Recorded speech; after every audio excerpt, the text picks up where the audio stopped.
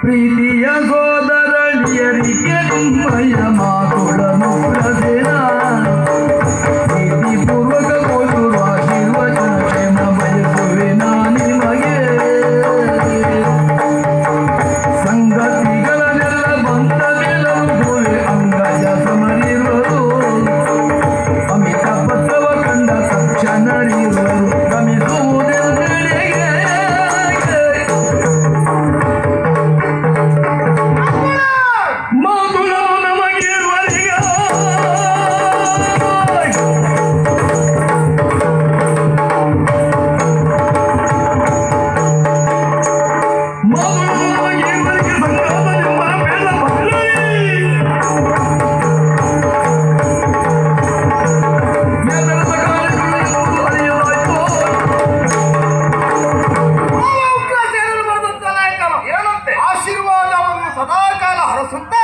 ಲೇಖನ ಕಂಡಂತ ನೀವು ಕ್ಷಿಪ್ರಗತಿಯಲ್ಲಿ ನೇರವಾಗಿ ನಮ್ಮ ಪುರ ಪ್ರವೇಶ ಮಾಡಬೇಕು ಎನ್ನುವುದಾಗಿ ಹೊಸಗೆ ಬರ್ದಿದ್ದಾನಂತಾದ್ರೆ ಮಾತುಗಳು ನಮಗೆ ಈ ಪರಿಯ ಲೇಖನ ಬರ್ದಿದ್ದಾನಂತಾದ್ರೆ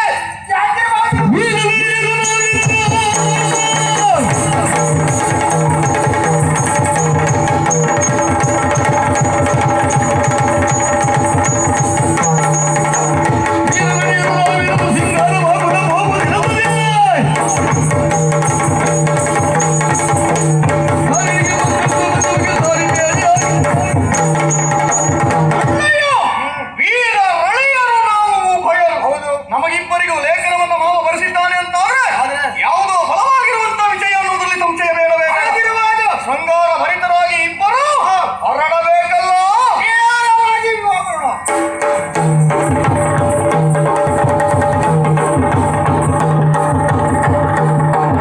ಶಿವವಾಗಲಿ ಲೇಖನವನ್ನು ಕಂಡು ಶರವೇಗಲಿ ಶರವೇಗದಿಂದ ಬಂದಿದ್ದೇವೆ. ಮಾವಯ್ಯ ಕರೆಸಿದ್ದಕ್ಕೆ ವೈರಿಗಳಮ್ಮ ಕುರಿಗಳ ಅಭಿಯೋಗ ಆಯಿತೆ, ತೊಂದರೆ ಉಂಟಾಯಿತೆ, ಕಷ್ಟ ಬಂತೆ ಹೇಳಿ ಮಾವಯ್ಯ. ಎಷ್ಟು ಬಾರಿ ಹೇಳಿದ್ದೇನೆ ಬಯಲಾಟಕ್ಕೆ ಹೋಗಬೇಡ ಅಂತ.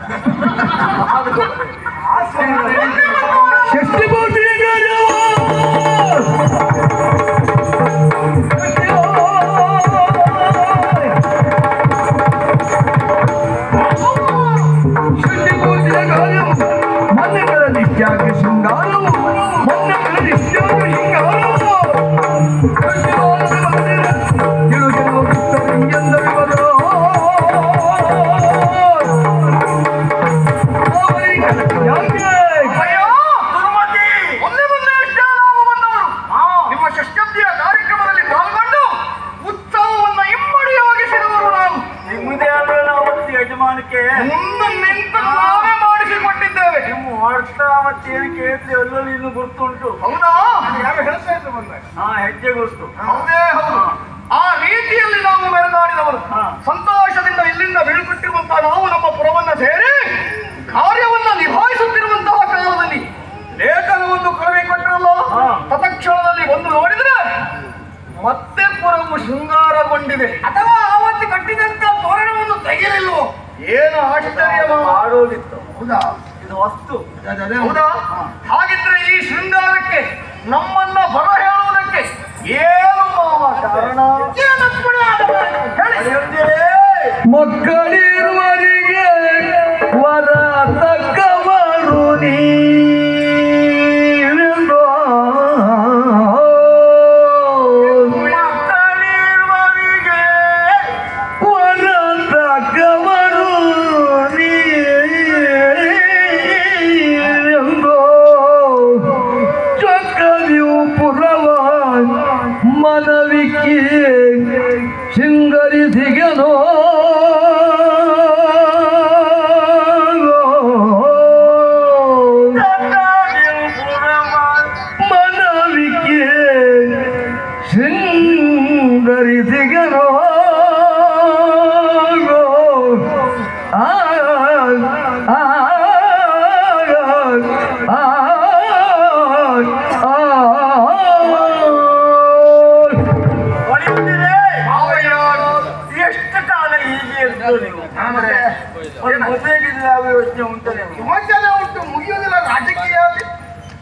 ರಾಜಕೀಯ ಮುಗಿಯೋದಿಲ್ಲ ಅಥವಾ ನಿಮಗೆ ಹೆಣ್ಣನ್ನ ಎಂತ ಹೇಳೋದು ನಿಮ್ಮ ಅಳಿಯಂದಿರಿಗೆ ಮೊನ್ನೊಂದು 25 ಜನ ಬಂದಿದೆ ಮನೆ ಬಾಗಿಲಿಗೆ. ಜಾತಕ ತಗೊಂಡು ಬರ್ಬೋದು ಪುರುಸೊತ್ತಿಲ್ಲ ಈಗ ತಂದು ಜಾತಕ ನಮ್ಮ ಮುಂದಿಡುವುದು. ಹೌದು. ನಮ್ಮ ಪುರೋಹಿತರಿಗೆ ಅದೇ ಕೆಲಸ. ಜಾತಕವನ್ನು ಹೊಂದಾಣಿಕೆ ಆಗುದಿಲ್ಲ, ಒಂದು ಹೊಂದಾಣಿಕೆ ಆಗುದಿಲ್ಲ. ಅಷ್ಟು ದೊರಿದ್ರ ಜಾತಕವನ್ನು ಹಾಗಲ್ಲ, ನಮ್ಮ ಜಾತಕಕ್ಕೆ ಹೊಂದುವ ಆ ದರಿದ್ರ ಜಾತಕ ಸರಿ ಇಲ್ಲ. ಹೊಂದಾಣಿಕೆ ಬರ್ಬೇಕ ಬೇಡವ? ನಿಮ್ಮ ಜಾತಕ ನನ್ನ ಕೈಲಿ ಉಂಟ. ಹೌದಪ್ಪ. ಮಾತ್ರ ಇಲ್ಲದೆ ನಮ್ಮನ್ನು ಇಷ್ಟು ಎತ್ತರಕ್ಕೆ ಬೆಳೆಸಿಕೊಟ್ಟವರೇ ನೀವು. ಮತ್ತೆ ಇಲ್ಲ ಎಲ್ಲರ ಜಾತಕ ಇರೋದು ನಿಮ್ಮ ಕೈಯಲ್ಲಿ. ಇಬ್ಬರು ಜಾತಕ ಉಂಟು ನನ್ನ ಕೈಲಿ. ಇಬ್ಬರದಲ್ಲ, ಕೆಲವರು ಉಂಟು ಇವತ್ತು. ಹಾಗಾದ್ರೆ ಅದೇ ತೊಂದರೆ ಆಗಿತ್ತು ಈಗ. ಯಾವುದು? ಎಲ್ಲರ ಜಾತಕವು ನನ್ನ ಕೈಲಿ ಉಂಟು, ನನ್ನ ಜಾತಕ ಒಬ್ಬರ ಹತ್ರ ಇಲ್ಲ. ಇಲ್ಲ, ಅದು ಕೆಲವೊಮ್ಮೆ ಹಾಗೆ ಆಗ್ತದೆ. ಕಷ್ಟ ಆಗ್ತದೆ ಮತ್ತೆ ಆ ಜಾತಕ ನಿಮಗೆಲ್ಲ ಬೇರೆಯವ್ರ ಕೈಗೆ ಹೋದ್ರೆ ಕಷ್ಟ ಆಗ್ತದೆ. ಕಷ್ಟದ ಪ್ರಶ್ನೆ ಅಲ್ಲ, ಕಷ್ಟ ಅವರಿಗೆ ಆಗ್ತದೆ. ಅದೇ ಹಾಗಾದ್ರೆ ನಿಮ್ಮ ಜಾತಕವನ್ನ ನೋಡಿ ಒಳ್ಳೆ ಹೆಣ್ಣನ್ನು ನಾನೇ ನೋಡಿದ್ದೇನೆ. ಮತ್ತೆ ಎಷ್ಟು ಕಾಲ ಹೀಗೆ ಊರಿಗೆ ತಿರುಗಾಡ್ತಾ ಇರ್ತೀರಿ ನೀವು? ಮನೆ ದೀಪ ಇಟ್ಲಿಕ್ಕೆ ಯಾರು ಬೇಡವೇನೋ? ಮನೆಗೆ ಬೆಳಗ್ಲಿಕ್ಕೆ ಜನ ಬೇಕೇನೋ? ಒಮ್ಮೊಮ್ಮೆ ಅವ್ನು ಕತ್ತಲೇ ಕೂತ್ಕೊಳ್ಳೋದು. ದೀಪ ಬೇಕು ದೀಪ ಬೇಕು ಅಂತ ಕೊಡ್ತು ಅವನಿಗೆ ಅಂತ. ಹೌದೇ, ನಿನಗೆ ನನಗೆ ನೀವು ಮಹಾಪ್ರಸಾದ. ನಿನಗೂ ಒಂದು ಮದುವೆ ಮಾಡ್ತಿರ್ಬೇಕು. ಆಯ್ತು ಮಾವ. ಅದಕ್ಕಾಗಿ ಎಲ್ಲೆಲ್ಲ ಹೋಗುದಲ್ಲ. ಮತ್ತೆ ನನಗೆ 3 ಹೆಣ್ಣು ಮಕ್ಕಳು, ಹೌದು. ಇಬ್ಬರನ್ನ ನಿಮಗೆ ಕೊಟ್ಟು ಮದುವೆ ಮಾಡಿ. ನಮೋ ನಮಃ. ಹಿರಿಯವ ನೀನು ಹಾ, ಅಲ್ವಾ? ಹೌದು. ನನ್ನ ಹಿರಿಯ ಮಗಳು ಹಾ, ಹೇಮ ಸುಂದರಿ ನಿನಗೆ. ಆಯ್ತು ಮಾವ. 2ನೇವ ನೀನು, ಅಲ್ಲಿಂದ ಕಿರಿಯವ ನೀನು. ನನ್ನ 2ನೇ ಮಗಳು ರೂಪ ಸುಂದರಿ ನಿನಗೆ. ರೂಪ ಸುಂದರಿ. ಆಯ್ತು ಆಯ್ತು. ಓ ಮ್ಯಾನೇಜರು. ಹಾಗಲ್ಲ, ಇರುವುದು 3 ಹೆಣ್ಣು ಮಕ್ಕಳು. ಹಾ. ನಮ್ಮಿಬ್ಬರಿಗೆ ಆಯ್ತು. ಹಾ. ನಮ್ಮ ಮತ್ತೊಬ್ಬಳು ಮತ್ತೊಬ್ಬಳ ಗುಣ ಗುಣ. ಗುಣ ಮನೆ ಮಕ್ಕಳು ಇಬ್ಬರಿಗೂ ತಿಳಿಯುವಾಗ ಹೇಳ್ತೇನೆ. ಯಾರಾದ್ರೂ ಬೇರೆಯವರು ಮಾತಾಡಿದ್ರೆ ಗಟ್ಟಿ ಹೂ ಹಾಕ್ಬೋದು ಮಾವ. ನೀವು ಮಾತಾಡೋದು ವಾಕ್ಯ ಕೂಡ ಮುಗಿದ್ರೆ ಹೂ ಹಾಕಿದ್ರೆ ಅವ್ನು ಸತ್ತ ಅಂತ ಹೇಳಿ ಲೆಕ್ಕ. ಹಾಗಾದ್ರೆ ಇಬ್ಬರಿಗೂ ತಿಳಿಸಿ ಹೇಳ್ತೇನೆ. ಈಗ ಕೊನೆಯ ಒಳಗೆ ನಾವು ಅರ್ಥ ಹುಡುಕಿದ್ದೇವೆ. ಹೌದಾ? ಆಯ್ತಾ? ಅವನಿಗೆ ವ್ಯವಸ್ಥೆ ಆಗಿದೆ. ಹಾಗಾದ್ರೆ ಬಹಳ ದಿನ ಇಲ್ಲ, ಮತ್ತೆ ತೋರಣ ಅರ್ಥ ಆಗಿದೆ. ಓಹೋ, ಪುರೋಹಿತರು ಕೂತ್ಕೊಂಡಿದ್ದಾರೆ, ಹೌದಾಯ್ತು. ವಾದ್ಯದವರು ಸಿದ್ಧರಾಗಿದ್ದಾರೆ. ಅವರು ಹೌದು, ಆಂಡಾರರು. ಮದುವೆ ಈಗಲೇ. ಈಗ ಹಾ,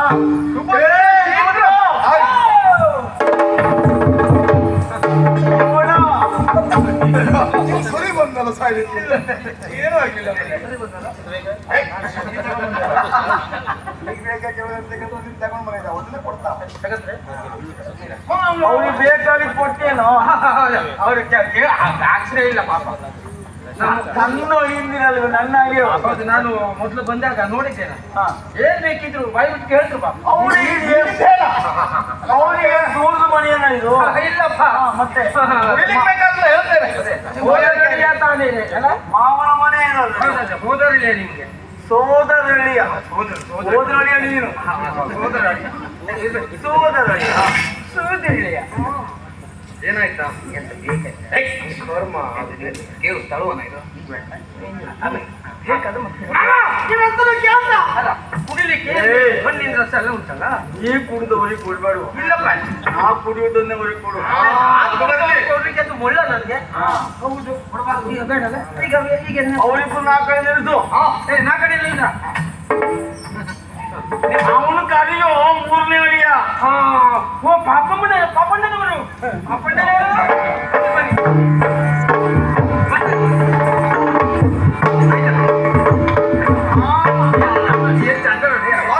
ಅವರಿಬ್ಬರಿಗಿಂತಲೂ ಅದು ನಿಮ್ಮ ಆಸ್ತಿ ನಿಮಗೆ ಬರ್ತದೋ? ಅದು ಊರಿಂದ ಬಂದ್ರೆ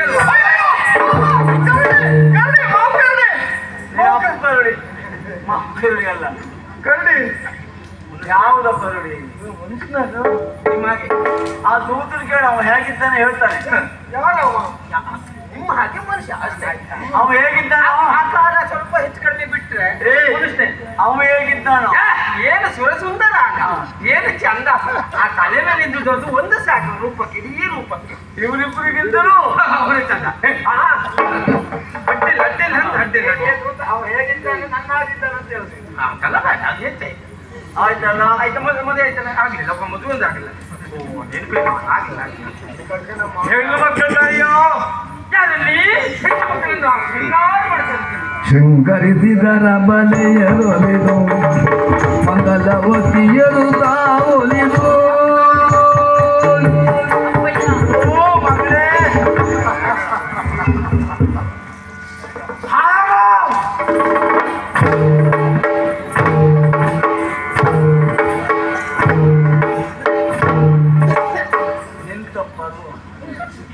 ನಿನ್ನಿಟ್ಕೊಂಡು ನಂತು ಅದಕ್ಕೆ ಬೇಸರ ನೀನ್ ಪಡ್ಬೇಡ ಕೆಲಸ ಮಾಡ್ತಾ ಇದ್ದೀನೋ ನಾನು ಎಂಥದ್ದು ಆಗುದೇನು ಮದುವೆಗೆ ಎಂತ ಬೇಕು ಹಾರ ಹಾರ ಬಂದೆ ಈಗ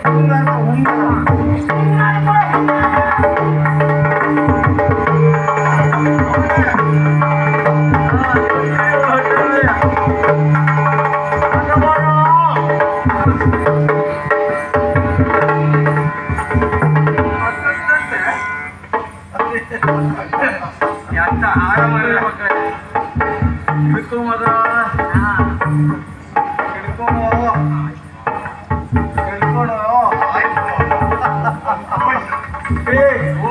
ಅವ ಏನಿಯವ ಅವ ನಿನಗೆ ಯಾವ ಬಟ್ಟೆ ನಿರ್ಣಯ ಮಾಡ್ತಾರೆ ನಾ ಹೇಳ್ತೇನೆ ನೀನು ಹೇಳು ಹೇಮ ಸುಂದರಿ ದುರ್ಮುಖನಿಗೆ ಹಾ ಮುಹೂರ್ತ ಬಂತು ನಿನಗೆ ಅವ ಹೇಳಿದೆಲ್ಲ ಗುಂಡು ಗುಂಡಗಿರ್ಬೇಕು ಕುಳ್ಳಗಿರ್ಬೇಕು ಅಂತಲ್ಲ ಬೆಳ್ಳಗಿದ್ದಾರೆ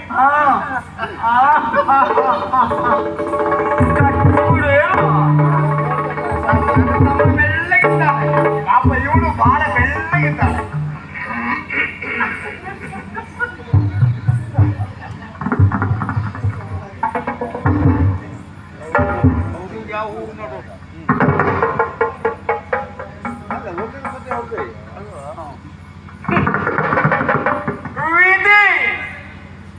ಎಲ್ಲ ಹಣೆ ಬರವನ್ನು ಬದಲಾಯಿಸುವುದಕ್ಕೆ ನೀವೇನು ಬ್ರಹ್ಮವನ್ನು ಕೇಳ್ತೀಯಲ್ವಾ ನಿನ್ನ ಹಣೆ ಬರ ಬರೆದು ನಾನೇ ಈಗ ವಿಧಿ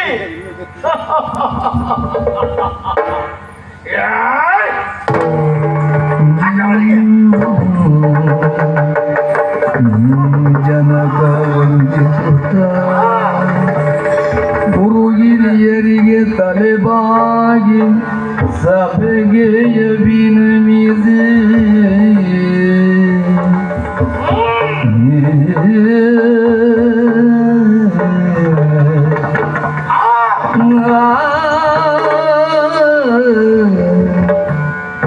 ಪಿತನಡಿಗೆಯ ವಿನಮಿದೆ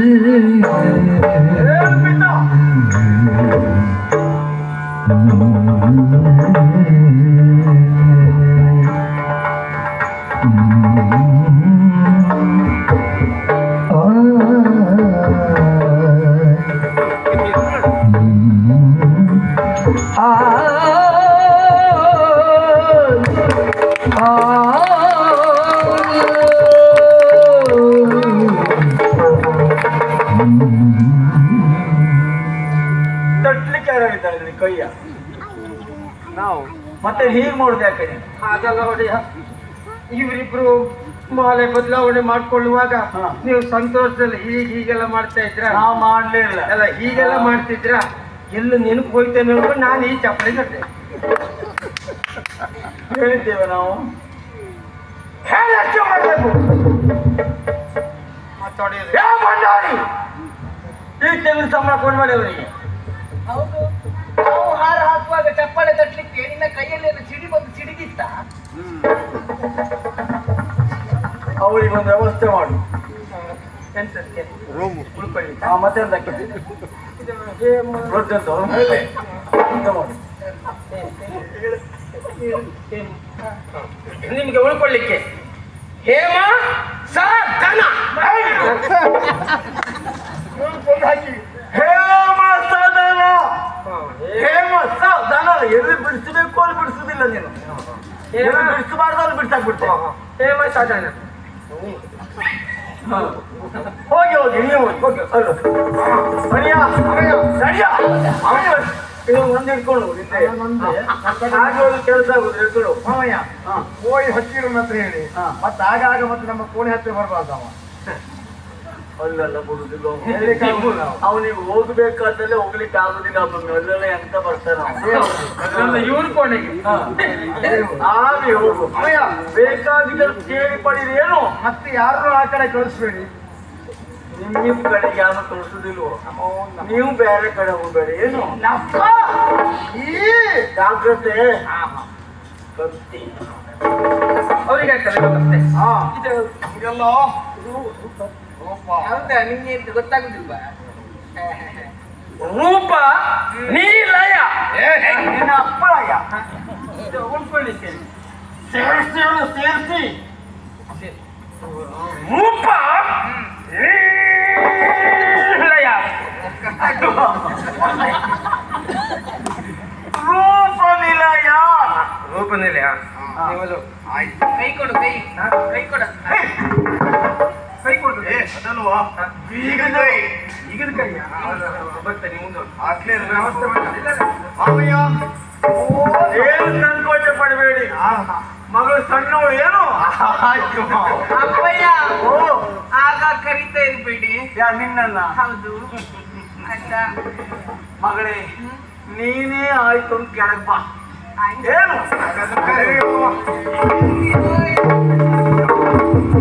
ಬಡಿಯಾ ಅಂತೂ ಇಬ್ಬರಿಗೂ ವ್ಯವಸ್ಥೆ ಮಾಡಿದೆ ಇನ್ನು ಜೊತೆ ಒಬ್ಬರು ಒಂದು ಜೋಡಿ ಉಂಟೀಯ ಬಹುಶಃ ಏನು ಹೇಳು ಬಹುಶಃ ನನಗೆ ಗೊತ್ತಾಯ್ತು ಏನು ಇವರಿಗೆ ನಿಮ್ಮ ಕೋಣೆ ಏನೇ ಬಿಟ್ಟು ಕೊಡ್ತೀರೇನಲ್ಲ ಉಂಟಲ್ಲ ಆ ಮಟ್ಟಿಗೆ ನಂಗೆ ಭಾರಿ ಸಂತೋಷ ಕೋಣೆ ಅದು ಅವಾದಿ ಅಂತ ತಗೊಂಡೆ ನಿಮ್ಗೆ ಅದು ಬಿಟ್ಟು ನಿಮಗೆ ಕೇಳಿಲ್ಲ ಅವ್ರಿಗೆ ಹೇಳುವಾಗ ನಾನೇ ಹೇಳಿದ್ದಲ್ಲ ಇಲ್ಲಿ ನನಗೆ ಹೇಳಲಿಕ್ಕೆ ಬಾಯಿ ಈಗಿರ್ಬೋದು ಒಂದು ಕಲ್ಪನೆ ಮಾಡ್ಕೊಂಡೆ ನಾನು ಅವನು ಹೇಳು ಕುದುರೆ ಆಲಯ ಅವಳಿಗೆ ಕುದುರೆ ಆಲಯ ಕಳಿಸವರನ್ನ ಅಲ್ಲಿ ಪಕ್ಕದಲ್ಲಿ ಕುದುರೆ ಇರಲಿ ಪಕ್ಕದಲ್ಲಿ ಇವನು ಇರಲಿ ಆಗಾಗ ನೀವು ಹೋಗಿ ಬರ್ತಾ ಇರೋಲ್ಲಿ ಮತ್ತೆ ಅವರಿಬ್ಬರು ಹೋಗ್ಬೇಡ ಏನೋ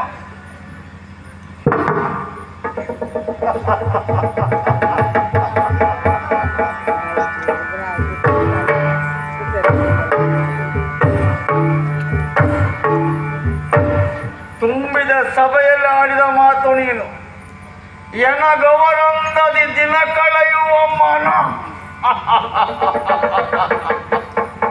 ಆವಾಗ ಹಿರಿಯ ತಲೆಯೆಲ್ಲ ಒಂದಾಗಿ ಹೀಗೆ ಮಾಡಿದ್ರು ಈಗ ಬದುಕಲಿಕ್ಕೆ ಯಾವ ಹಿರಿ ತಲೆಯೂ ನಿನ್ನೊಂದಿಗೆ ಬರುವುದಿಲ್ಲ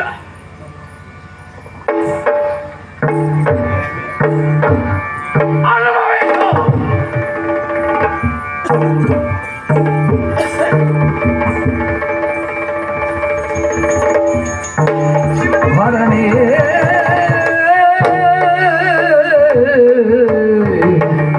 ಹರಣೆ ಮೃತ್ಯುಂಜಯ ಪುರಗರನೆ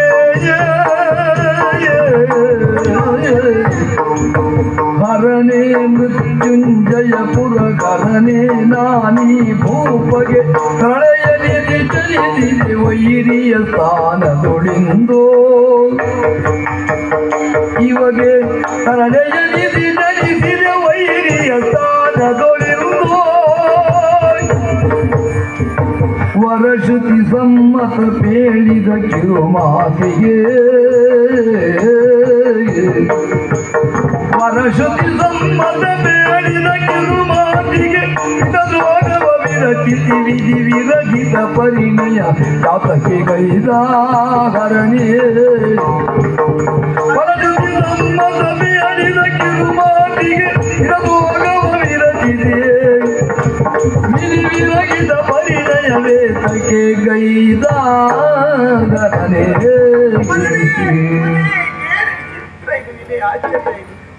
ಅದಲ್ಲದೆ ಹೋದ್ರೆ ಈ ಪ್ರಪಂಚದಲ್ಲಿ ಕೆಟ್ಟ ಮಕ್ಕಳಿರಬಹುದಂತೆ ಕೆಟ್ಟ ತಂದೆ ತಾಯಿಗಳಿಲ್ಲ ಅಂತೇಳಿ ತಂದೆ ತಾಯಿಗಳಾದವರು ಎಷ್ಟೇ ಕಷ್ಟವಾದರೂ ಮಕ್ಕಳ ಏಳಿಗೆಯನ್ನೇ ಬಯಸ್ತಾರೆ ಅಂತ ಹೇಳಿದ್ರು ಆದ್ರೆ ಅದಕ್ಕೆ ತದ್ವಿರುದ್ಧವಾಗಿ ನನ್ನಪ್ಪ ನನ್ನ ಬದುಕನ್ನು ಹಾಳುಗಡಬೇಕು, ನಾನು ನರಕಯಾತನನ್ನು ಅನುಭವಿಸುವುದನ್ನ ನೋಡಬೇಕು, ನೋಡಿ ಸಂತೋಷ ಪಡಬೇಕು ಅನ್ನೋದಾಗಿ ಎನಿಸಬೇಕಲ್ಲ. ಯಾಕೆ ಹೀಗೆ? ಅಯ್ಯೋ ದೇವರೇ, ನನ್ನ ಅಪ್ಪ ತುಂಬಿದ ಸಭೆಯಲ್ಲಿ ಕೇಳುವಂತಹ ಪ್ರಶ್ನೆಗಳಿಗೆ ಶ್ರುತಿ ಸ್ಮೃತಿ ಸಂಬಂಧವಾದಂತಹ ಮಾತನ್ನಾಡಿದ್ದೇನೆ ನಾನು. ಅದು ನನಗೀಗ ಅರ್ಥವಾಗ್ತದೆ. ಸತ್ಯ ಹೇಳಬೇಕು, ಪ್ರಿಯವಾಗಿಸಿ ಹೇಳಬೇಕು. ನನ್ನ ಅಪ್ಪನಿಗೆ ಸುಳ್ಳನ್ನಾದರೂ ನಾನು ಪ್ರಿಯವಾಗಿಸಿ ಹೇಳಬೇಕಾಗಿತ್ತು. ನಿಷ್ಠುರವಾದಂತಹ ಸತ್ಯವನ್ನಾಡುವುದರ ಮೂಲಕವಾಗಿ ನಾನು ಈ ಕಷ್ಟ ಪರಂಪರೆ ಒಳಗಾದಿರುವುದು ನನಗೀಗ ಅರ್ಥವಾಗ್ತಾ ಇದೆ. ಅಯ್ಯೋ ದೇವರೇ, ಹೌದು, ನನ್ನನ್ನು ಹಡೆದ ನನ್ನಮ್ಮ ಕೆಲವೇ ದಿವಸಗಳಲ್ಲಿ ಇಹಲೋಕದ ಯಾತ್ರೆಯನ್ನು ಮುಗಿಸಿಬಿಟ್ರು. ಹೆಣ್ಣಾದವಳಿಗೆ ತಾಯಿ ಇಲ್ಲದೆ ಹೋದ್ರೆ ಅಕ್ಷರಶಃ ಅವಳು ತಪ್ಪಲಿ ಆಗ್ತಾಳೆ. ಅವಳ ಕಷ್ಟ ಸುಖಗಳನ್ನು ಹೇಳಿಕೊಡುವುದಕ್ಕೆ ಯಾರಿದ್ದಾರೆ? ಅವಳ ಅವಸ್ಥೆಗಳನ್ನು ಹೇಳಿಕೊಡುವುದಕ್ಕೆ ತಾಯಿ ಅಲ್ಲದೆ ಇನ್ಯಾರು? ಆದ್ರೆ ನನ್ನಪ್ಪ ಇಲ್ಲಿಯವರೆಗೆ ನನಗೆ ತಂದೆಯೂ ಆಗಿ ತಾಯಿಯೂ ಆಗಿ ಪೋಷಿಸಿದ್ದ.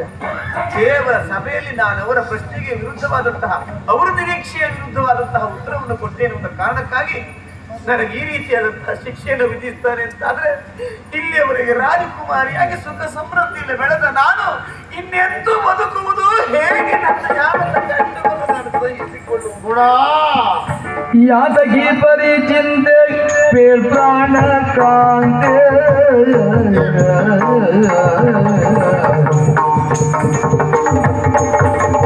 ಯಾತಕಿ ಪರಿಚಿಂತೆ ಪೇರ್ ಪ್ರಾಣ ಕಾಂತೆ ಚೇತನ ಗುಂದಿರ ಬಗೆಯೇನು ಗುಣವಂತೆ ಚೇತನ ಗುಂದಿರ ಬಗೆಯೇನು ಗುಣವಂತೆ ಪ್ರೀತ ಜಗನೆಂದೆನ್ನುವ ವ್ಯಸನವೇ ಸತ ನಿನ್ನರಿಗೈದ ದ್ರೋಹಕ್ಕೆ ಪ್ರೀತ ಜಗನೆಂದೆನ್ನುವ ವ್ಯಸನವೇ ಸತ ನಿನ್ನರಿಗೈದ ದ್ರೋಹಕ್ಕೆ ಧಾತಿ ಸಂಪತ್ತಿಲ್ಲೆನ್ನುವ ಚಿಂತಾತುರವೇ ನೀ ಎನ್ನೊಳರುಗೋ ನಿನಗ್ಯಾತಕಿ ಪರಿಚಿಂತೆ ಈ ಪ್ರಾಣ ಕಾಂತೆ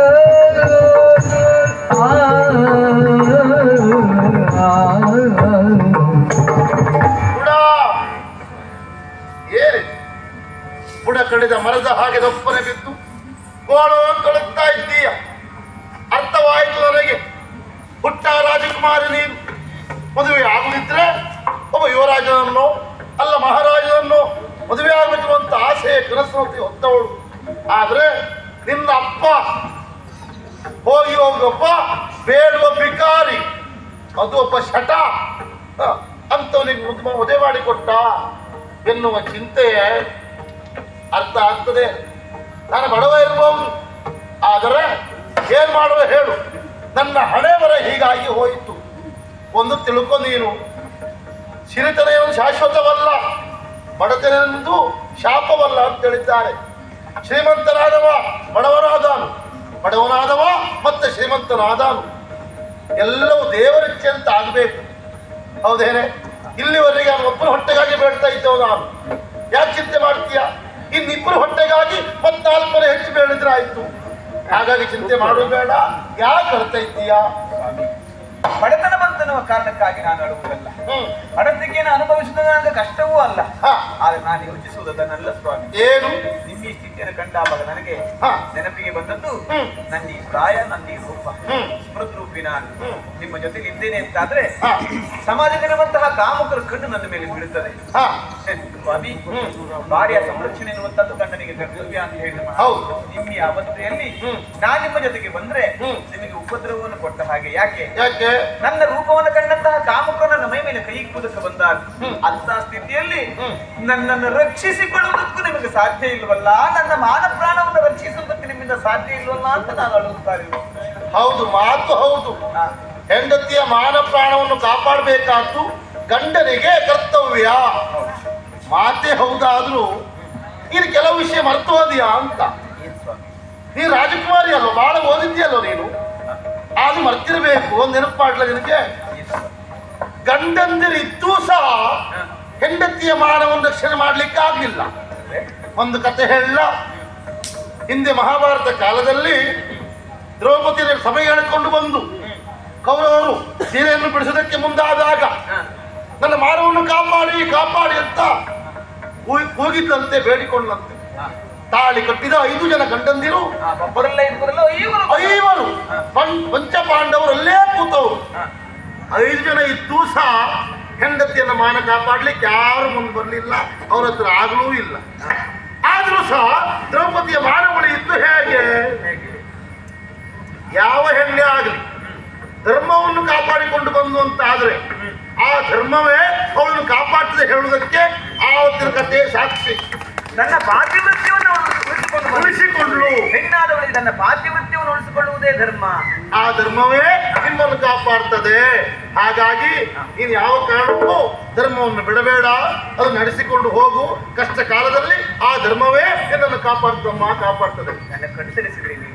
ಧರ್ಮವು ರಕ್ಷತಿ ರಕ್ಷಿತ ಅಂತ ಹೇಳಿದ್ರು ಅಲ್ವೇ? ಯಾವನು ಎಂತಹ ಕಷ್ಟ ಸ್ಥಿತಿಯಲ್ಲಿಯೂ ತನ್ನ ಧರ್ಮವನ್ನು ರಕ್ಷಿಸಿಕೊಂಡು ಬರ್ತಾನೋ ಅವನ ಕಷ್ಟ ಸ್ಥಿತಿಯಲ್ಲಿ ಧರ್ಮ ಅವನನ್ನು ರಕ್ಷಿಸ್ತದೆ, ಕಾಪಾಡ್ತದೆ ಎನ್ನುವುದಕ್ಕೆ ದ್ರೌಪದಿ ವಸ್ತ್ರಾಪಹರಣ ಸಾಕ್ಷಿ ಅಲ್ವೇ? ಒಳ್ಳೆ ಸಾಕ್ಷಿ, ಅನುಮಾನವೇ ಇಲ್ಲ.